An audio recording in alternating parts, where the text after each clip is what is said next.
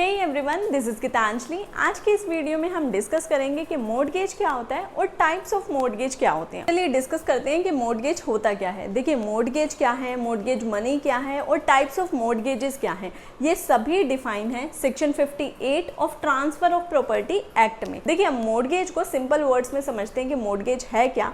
देखिए, एक पर्सन है जिसे पैसे की ज़रूरत है, अब उसके पास पैसा है नहीं, वो किसी दूसरे पर्सन के पास जाता है, अप्रोच करता है उससे कि मुझे कुछ पैसा उधार दे दो और जब मेरे पास ये पैसा आ जाएगा तो तब मैं तुम्हें लौटा दूंगा। अब ये जिस पर्सन से ये पैसा उधार मांग रहा है, वो अपने इस पैसे जो उसे वो उधार देगा, इसको सिक्योर करने के लिए उसकी कुछ इमूवेबल प्रॉपर्टी अपने पास रखता है। ये इमूवेबल प्रॉपर्टी अपने पास रखने का पर्पस क्या है कि अगर इन फ्यूचर ये पर्सन डिनाई कर दे या इंसॉल्वेंट हो जाए, मतलब दिवालिया भी अगर ये हो जाता है, तो इस पर्सन ने जो ये पैसा इसको दिया है ये सिक्योर रहे।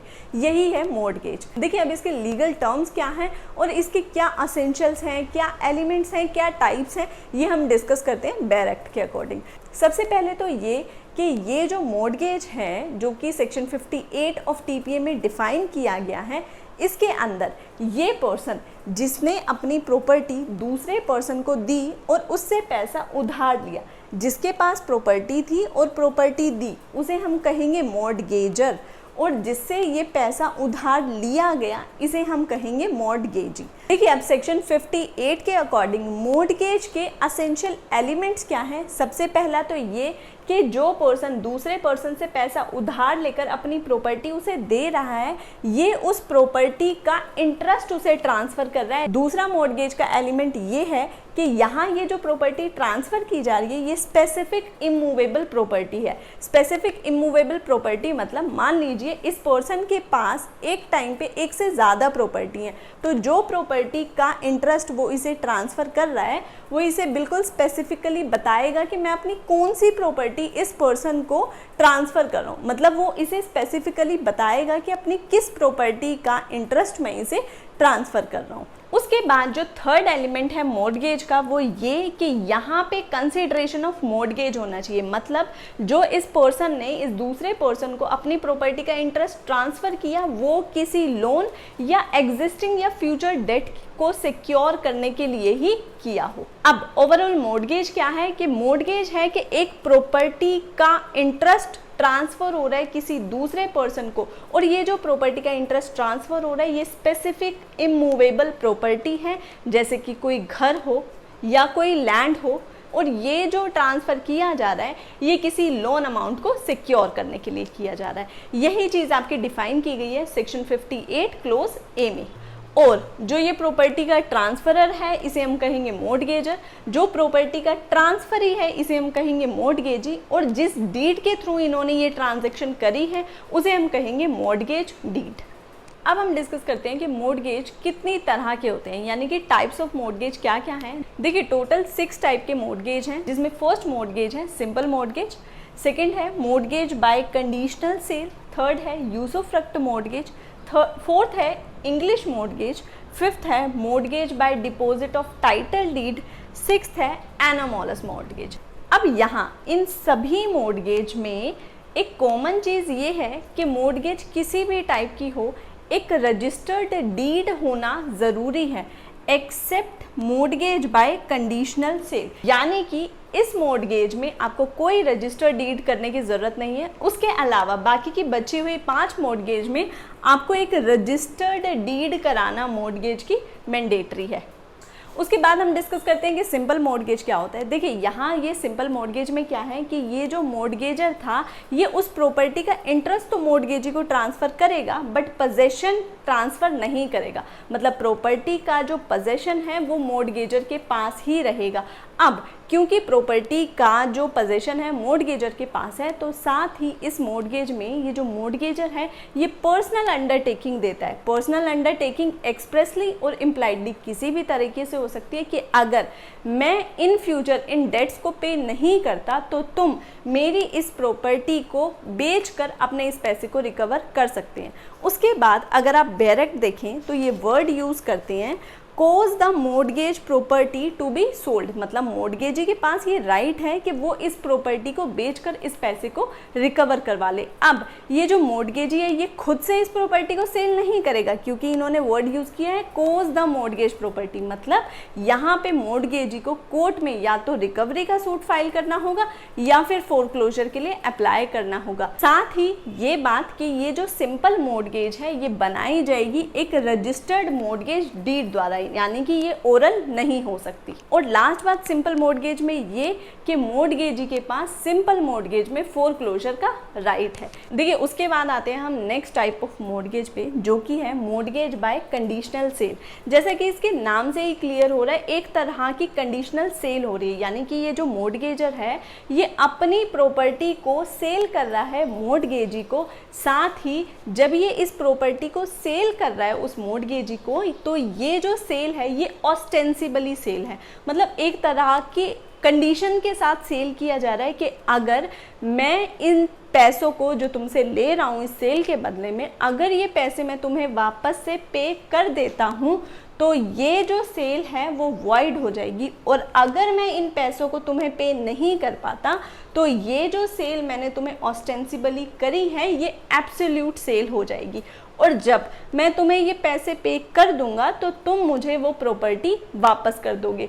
पर ध्यान रहे ये जो सारी बातें हैं ये उस मोर्टगेज डीड में ही लिखी जाएंगी। अगर सेल डीड है तो उस सेल डीड में ही ये सारी बातें लिखी जाएंगी कि अगर ये जो मोर्टगेजर है इन फ्यूचर अगर पैसे पे कर देता है तो मोर्टगेजी उसे प्रॉपर्टी वापस कर देगा। अगर ये सारी कंडीशंस को उस डीड में नहीं लिखा जाता तो फिर ये मोर्टगेज भी नहीं मानी जाएगी। और आप देखें तो इसी बात को क्लियर करने के लिए ये यहाँ सेक्शन 58 क्लोज सी में एक प्रोवाइजो ऐड करते हैं, जहाँ ये लिखते हैं provided that no such transaction shall be deemed to be mortgage unless the condition is embodied in document which affect or purport to effect the condition. मतलब कि ये जो सारी कंडीशन है कि अगर पैसे पे कर दिए तो सेल वॉइड हो जाएगी, और अगर पैसे पे कर दिए तो ये प्रॉपर्टी मुझे वापस मिल जाएगी, ये सारी कंडीशन उसी डीड के उसी डॉक्यूमेंट में लिखी होनी चाहिए।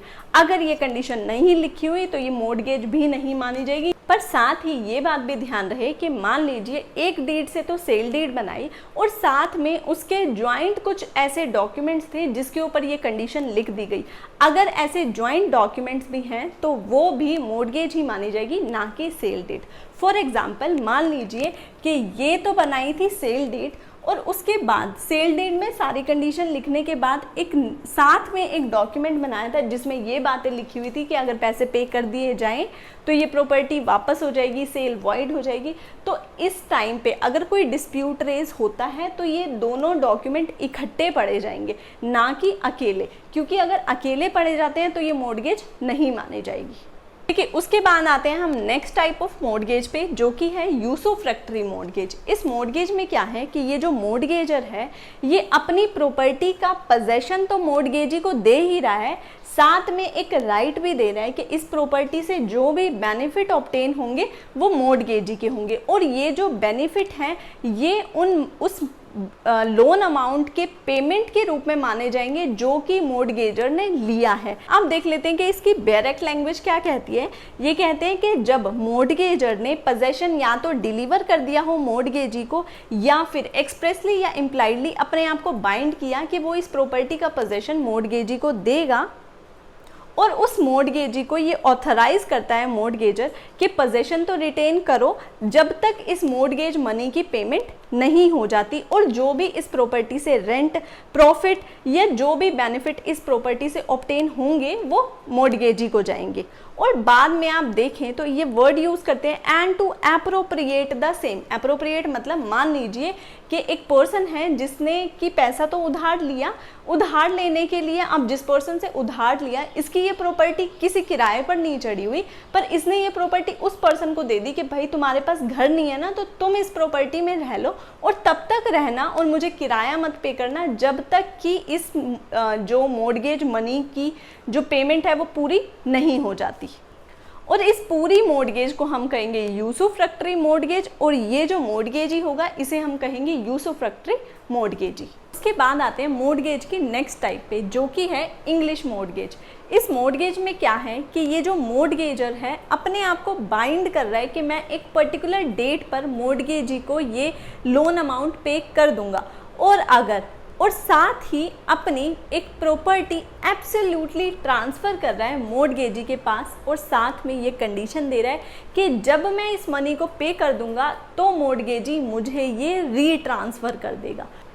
अब हम अगर इंग्लिश मॉर्गेज और मॉर्गेज बाय कंडीशनल सेल को देखें तो दोनों में डिफरेंस क्या है। कंडीशनल सेल में मॉर्गेजर अपने आप को बाइंड नहीं कर रहा था, वहीं इंग्लिश मॉर्गेज में मॉर्गेजर अपने आप को बाइंड कर रहा है कि वो पर्टिकुलर डेट पर पेमेंट करेगा।